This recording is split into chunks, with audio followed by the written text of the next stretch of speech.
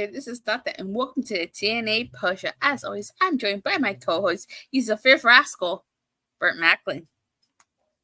How's it going?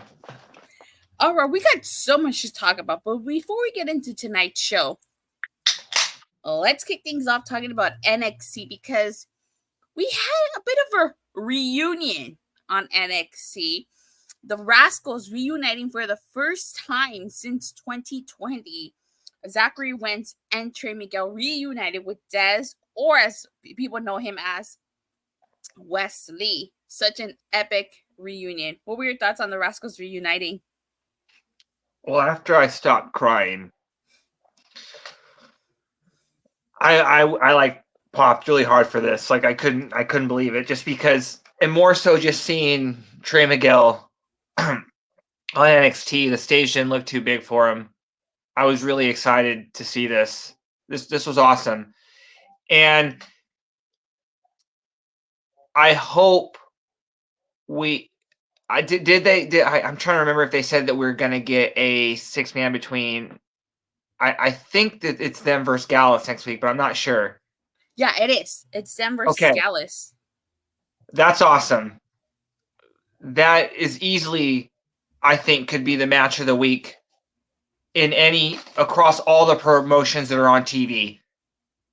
You know, like TNA, WWE, AEW. I think that could be the match of the week. So I'm really looking forward to that.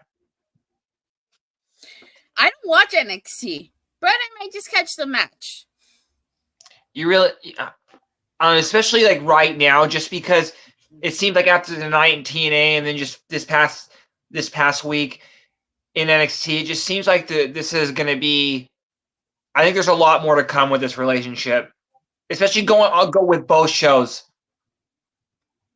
because Joe Henry was on the show as well. He was in the main event. He was Trick Williams' tag team partner.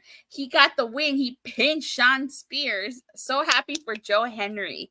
And like I said last time, the whole who watches TNA or LL TNA or nobody watches TNA needs to fucking die. Did you hear those TNA chants?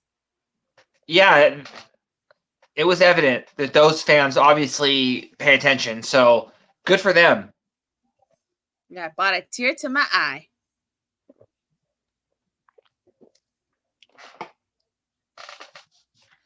All right. So, Explosion, we had another 2-match on Explosion. Great. I'm loving the 2-match format again. So, we had Shogun versus Bhupinder Gujar. I don't know where Shogun has been, but we haven't seen him in quite a while. Great match by Bhupinder Gujar. He's definitely been on the roll since he's come back. We need to see him more on TNA, but this is a great start for him. Yes. We get the usual around the ring segment with Judas Icarus, Sinner from Sinner and Saint. We learn about his life as an outreach worker in downtown Eastside in Vancouver. Was very interesting. Again, I like these around the ring segments because you get to learn about the wrestlers outside of the ring. So I really like the nice balance that it brings to the show. Yeah, 2 matches. It's a perfect flow.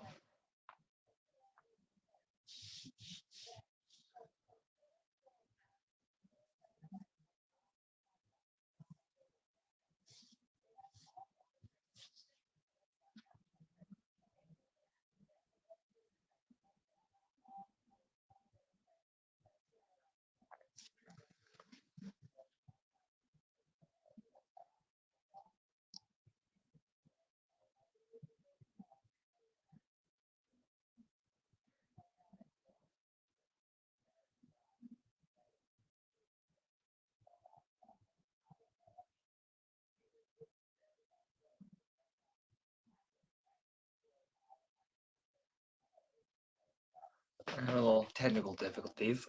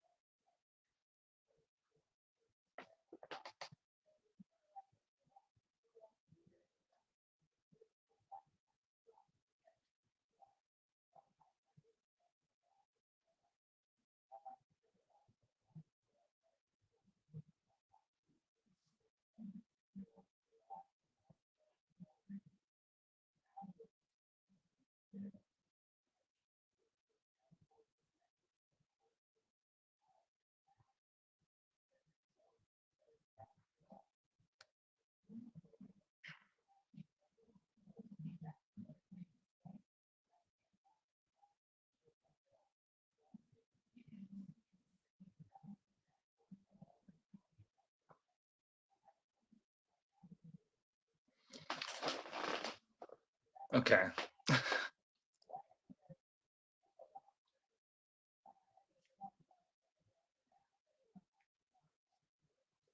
I'm just gonna start talking about the show. Okay, sorry. I'm so sorry. Like again, it's kind of a crazy night sometimes. That's why we started so late.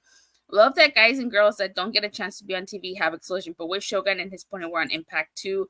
Well, Bert, what are your thoughts on Explosion? ABC versus Sinner and State was a fun match. Sinner and State are exclusive with TNA Wrestling. Yeah, speaking of Sinner and State, ABC versus Sinner and State was a really great match. I wasn't expecting Sinner and State to get the victory over ABC. Yeah, but I don't have a problem with it. Same. I feel like Sinner and Saint, like they're a great tag team, but they still got a lot of to go to climb the ranks. Yeah, TNA's tag division right now is deep.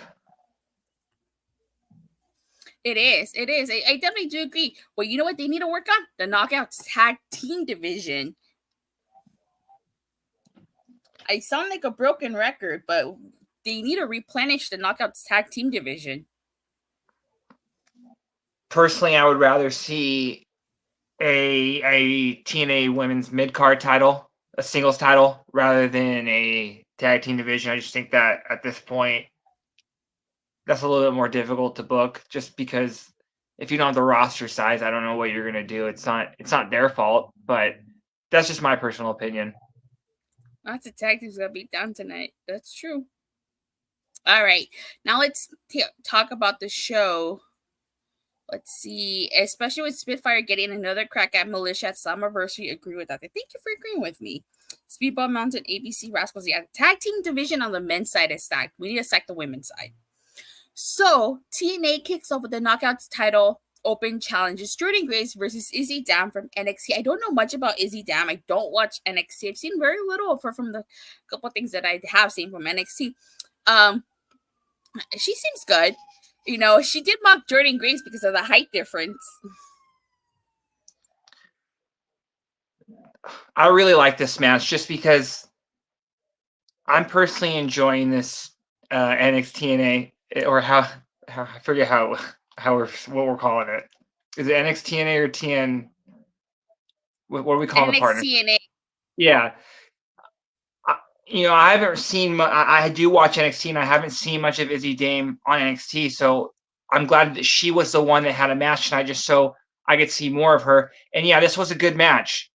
And I think at this point, Jordan, with anybody in the ring, and she can have a good to above average match with them. So yeah, I like this. Me too.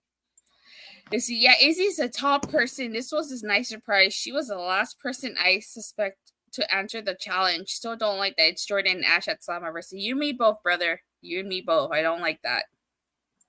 Yeah, Cass fought himself in the during the opening. I did not see that. Did you? I remember when Ryan Nemeth confronted him, but I don't remember him fighting himself. I think that's a typo for Io's part. We better enjoy Jordan while she can in TNA. She revealed Monday night and then into with gigantic pop. She's finished with TNA in January instead of July. Oh wow, I think she's more than likely heading to WWE. If I'm TNA, I would literally hand her a blank check. But if she goes to WWE, all the best to her. Kaz and Nemeth. I didn't see that opening. Yeah. Nemeth confronted him because of how last weekend ended, or how last week how it looked like Nick was beat up on the stairs. So you know what I mean. And then it showed that with Kazarian smoking a cigar, kind of like he did something. I honestly did not see that. Okay, but during this knockouts match, the concierge came out, and Ash by Elegance was watching this via satellite, and I was it Matthew Ray or Tom Hannigan that was like, we still have satellite. I couldn't tell if this was like good heat or like go away heat because the crowd was booing quite a bit at this. Like when Iceman came out, they sounded pissed. And like I don't like obviously I could see how it might be because people want a different match.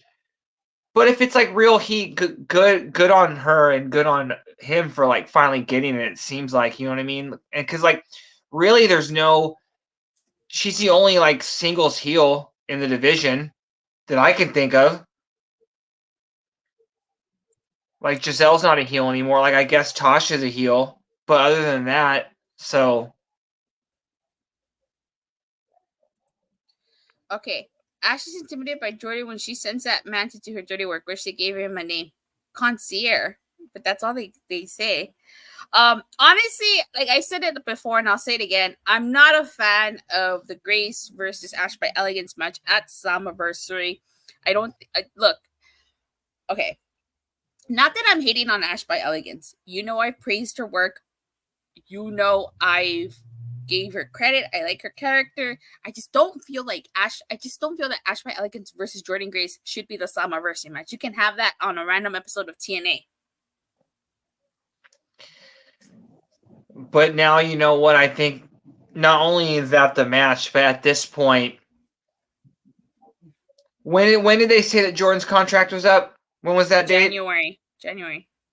So now I'm trying to figure out what they're going to do because, yeah, they could have her hold the title till then or close to then.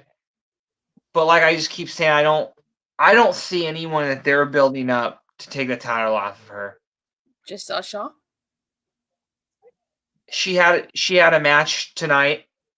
Yeah, she won. But it's not like, and now that I think about it, like now I know the date of when Jordan's deal is up, it makes me less like sure that like they might bring in Natty for a run. I don't think that's because now if Jordan goes to WWE, you know what I mean? Now he's most likely will probably sign back with WWE, I would think, regardless. So it's like I don't know what they're doing in terms of building someone credible. Because like Jordan's beaten like everybody.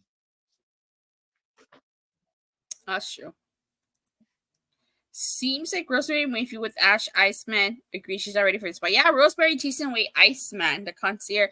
As in terms of building somebody up, I think that maybe they're trying to build up Giselle Shaw to be the one to do it. I know they've faced each other before. That was as a quintessential diva.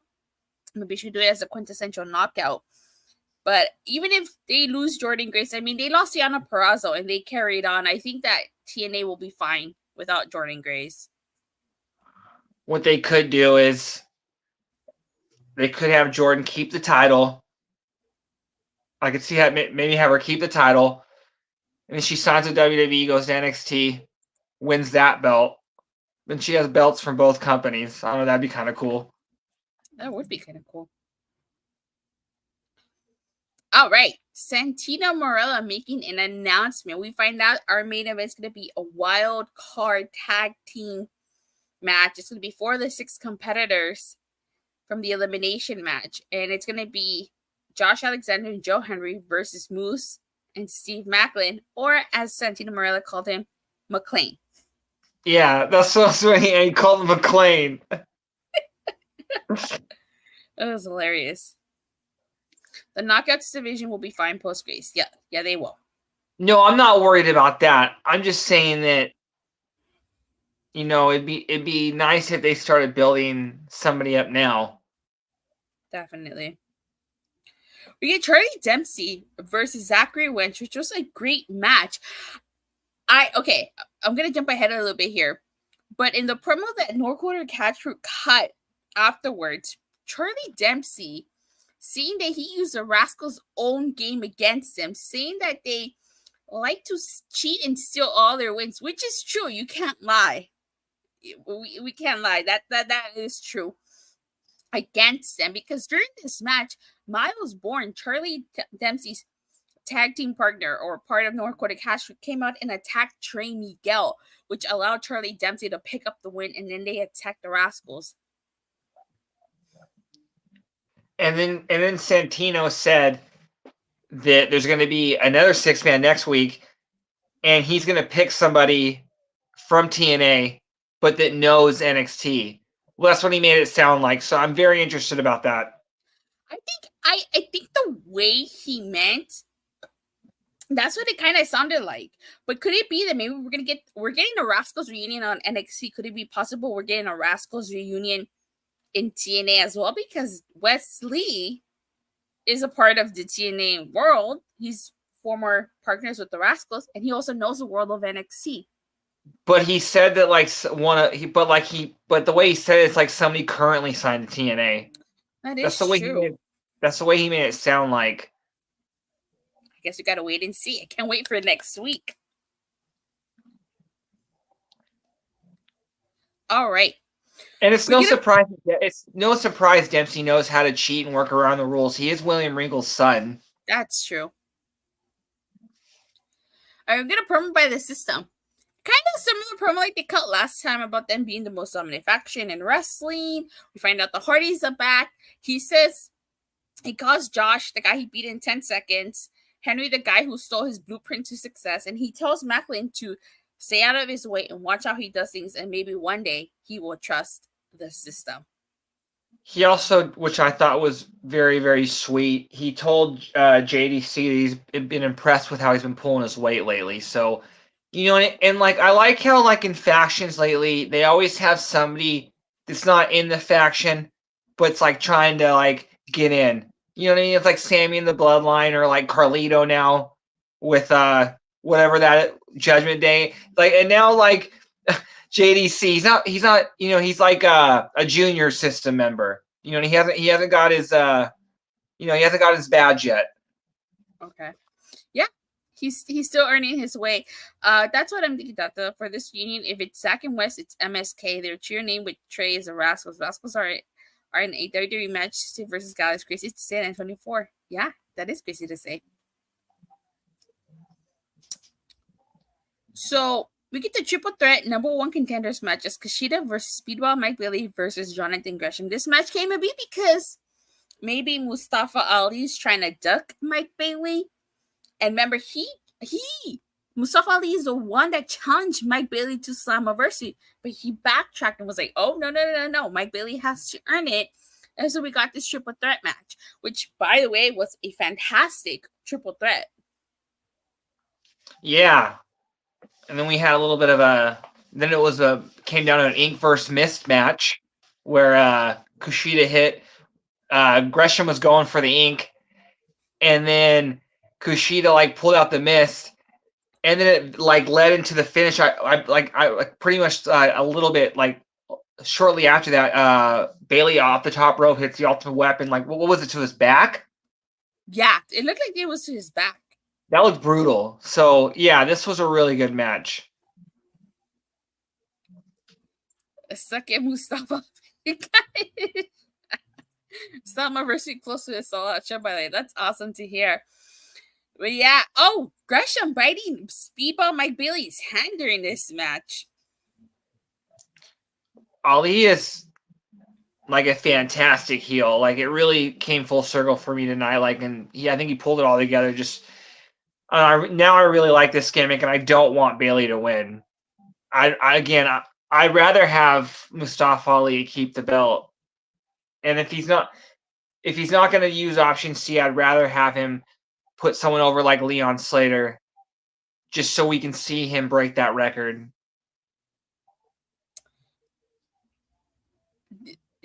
Mustafa Ali would definitely get booed in Montreal if he beats Mike Bailey. Heels don't have to win in their hometown. There's not a rule that says that. I know. But damn, I felt bad for Trent Seven being the sacrificial lamb here. He got attacked with a steel chair and then got put in a sharpshooter in front of Mike Bailey, who was defenseless. So SCL on the beach talking about how she fell in love with PCO and asked if PCO will wait for her as she goes back home to Australia. Interesting. Like this isn't a one and done thing. Yeah. Crazy. I don't know what to make of it, but it is kind of funny. So I'm not hating on it. It's ridiculous. Even monsters find love. That was poetic, but yeah. That's true. So you get digital media title match. It's AJ Francis versus Rhino. And this was a really short, super short match. Rhino technically won, but he won by DQ. AJ Francis, by the way, one of the best double champs in wrestling. What do they say? He's the longest. You know what I mean? He's like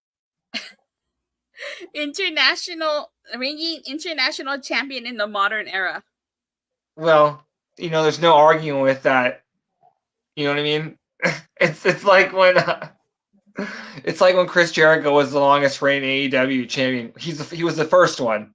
So, you know what I mean? Like, you really can't. He's 1 for 1. So, AJ Francis continues to be one of the stars for me of this show right now. When he told Rhino, just like all the other white rhinos, you'll be extinct. And seriously, every match he has, it's almost like a revelation of how he should have been wrestling the whole time. Like when he hit PCO with that choke slam on the outside, I was like, holy shit. You know what I mean? The way he got him up, it looked very impressive. Getting a little ahead, because after Rhino wins by DQ with the beatdown, Santino makes his Philly street fight. Rhino versus AJ Francis. This match is also kind of short. And AJ Francis wins because he low blows Rhino. I liked AJ's face when he saw PCO. It's like, this is a man that got battery acid shoved down his throat and still came back to life. Didn't this match end on a roll up, by the way? Because then he hit him with a low blow and a roll up. It's just funny to see a hardcore match end with a roll up. You know what I mean? It was a pretty quick hardcore match, like you said. No one got busted open. Not really that much stuff got used. But yeah, no, this was a fun match. It was short but fun. And I liked it. So we get some knockouts action. Giselle Shaw versus Tasha Steelz. Tasha Steelz down. She was super vicious.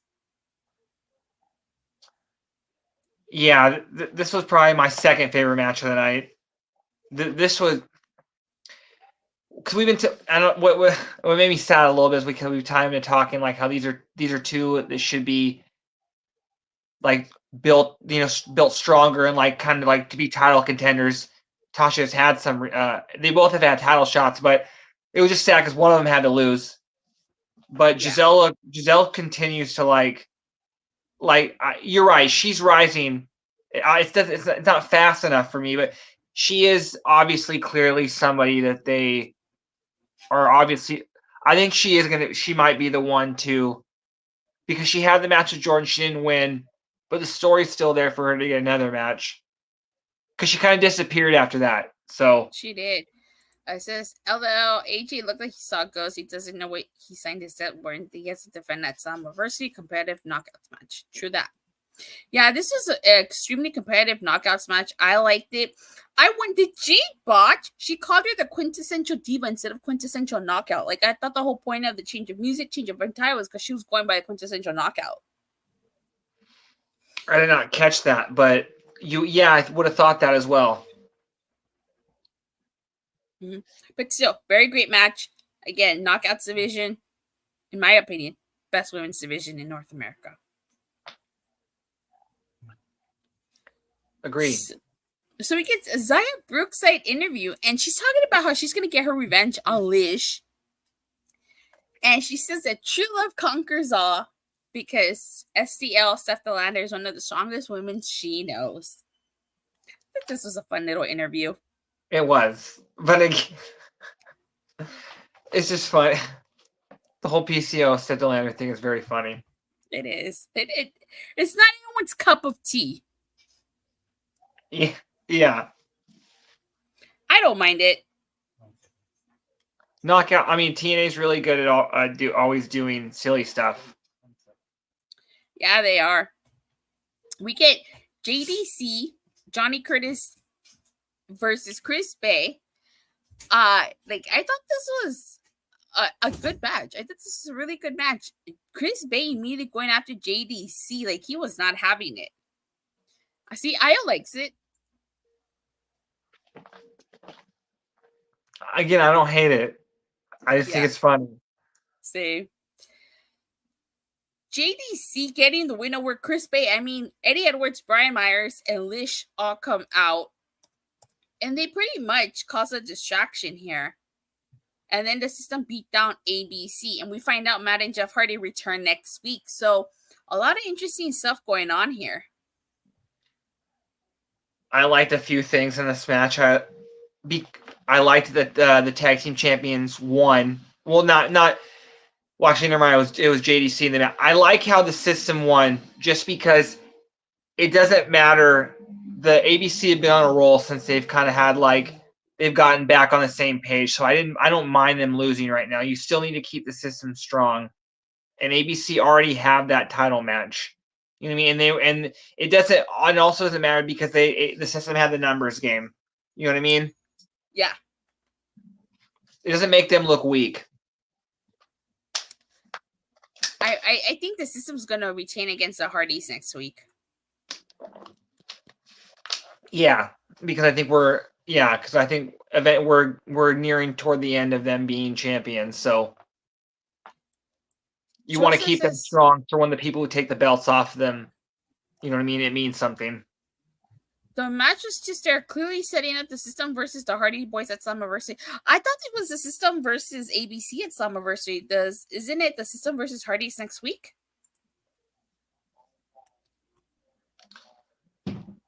I think so. Because, it's ABC get their match at Slammiversary. Yeah, because I don't think Jeff could leave the country. That's true. So we get a Joe Henry promo. Typical Joe Henry promo. Oh my God. I nearly die when he's like, you have Dancing Moose and Steve Macklin, who all Steve Macklin wants to do is talk about tag him and bag him. And he's like, the only thing you're going to be bagging tonight is my groceries. That was okay. That was good. You got to admit that was good. It was funny. Right? I thought it was funny. No, it was funny. It was. That's why I believe in Joe Henry. I do, but it's time. He needs to win the championship. I agree. He's so over. Yeah, if they don't put the title on him at Slammiversary, then what are we doing here? I agree. The only way I see Joe not winning is if Joe doesn't. Oh, but how would you eliminate him without him getting pinned? It's an elimination match. I told that part. So I just knew I thought it was a 6-man match. Okay. Yeah. So the only thing I can see is Kazarian eliminating him, I guess. Or you know what I mean? Yeah. Joe and Josh make a good team. Macklin finally pinned Josh.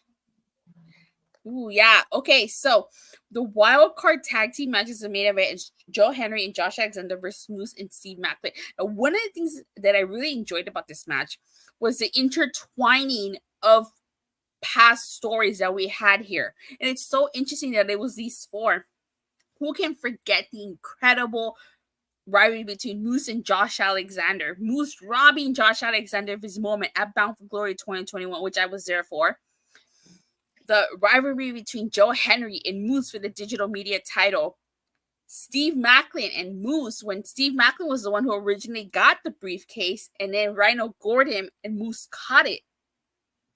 Or how about Steve Macklin versus Josh Alexander, Victory Road 2023, which commentary brought up. Now, this was originally supposed to be the Rebellion match, but as we know, Josh got hurt. Really love that all of these four guys were intertwined. Just real quick, I like how you brought up Moose's successful cash-in. Feels like it's been a while since I've seen a successful cash-in. among all companies. You know what I mean? True. But yeah, this was these four. They couldn't have picked a better four. I also feel like I miss seeing Josh Alexander in the main event, whether it's TV or pay per view. You know what I mean? It was like for a while it was always Josh in that spot. But yeah, I'm a big Steve Maclin fan. I really like this match. You know what I mean? I like that. I like that. Despite that he's not close to the title scene, I like how he still feels like he's right there. Joe went 1 for 2 this week. We saw him visiting NXT for the first real time outside the Battle Royal. That roof in the PC nearly blew off. Those fans knew Joe's song word by word. Yeah, they did. That's why Joe has to win because he's the one that's going. He's like the main eventer going over there from the TNA side. So I think eventually there being a title for title match between the two NXT and TNA is inevitable, and he's the most over, of anybody. So. You know what's funny? Frankie Kazarian added to this match because he was on commentary and he was like, I believe in Joe. Believe that Joe Henry's an idiot. Well, who did he say had the loaded boot in the match? Oh, I forgot. I didn't catch that. Yeah, Kazarian was killing me. You know what I mean? Like, he was the way he was like just typical heel. He's like, he had to start caring about himself. You know what I mean? It's just like it's heel 101. I really like that. I really like that. Yeah. Frankie Kazarian. He'll be the one to take the title off Joe. So definitely. Yeah. Frankie Kazarian causing a distraction to Joe Henry. And I really like the finish, a spear to Josh, and then a KIA by Steve Maclin. As Io brought up, Steve Maclin finally pinning Josh Alexander. So Moose and Steve Maclin were victorious here, but this is an incredible main event. Josh Alexander, it doesn't matter if he gets pinned. Very smart for them not to pin Joe Henry. Very, very smart. I agree. Yeah. Yeah, so Slammiversary is next week, right? Yes, next week on Saturday. So we'll be right here to talk about with you guys. Yeah, I expect a few title changes on that show. Hopefully, the ones that I want to happen. But other than that, yeah, no, this was a really good show. It was very fetch. Are you still trying to make fetch happen? It's going to stick one of these days. One day. All right. Yeah, I agree.